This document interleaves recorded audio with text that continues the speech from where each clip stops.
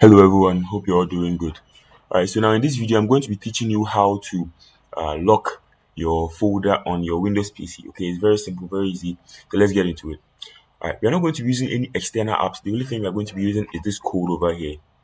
Alright, to have access to this code, I have a link in my description. You click on it, and it's going to take you to a page where you can copy and paste this code.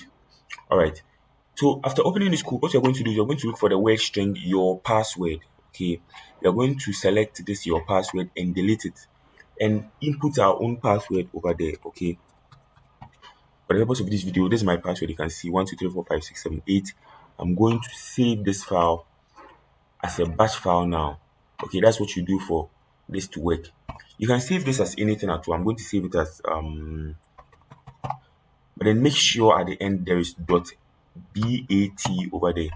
Okay, this one makes this file a batch file, and save the file type as all files. Okay, we're going to save this, and here this is our batch file. Okay, when you click on this batch file, you can see there's a folder here called private opened. Now when you put anything in this folder, for instance, let me put this code in this folder. Okay, and click on the batch file, you'll be asked, are you sure you want to log this folder?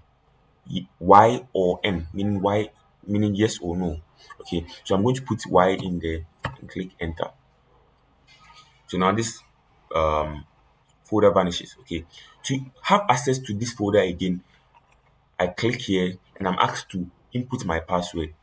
Okay, so I'm going to put my password in there 1234567 8, and the folder opens again for me to use.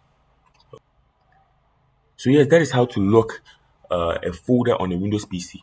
Alright, thank you very much for watching this video. Make sure to drop a like and subscribe.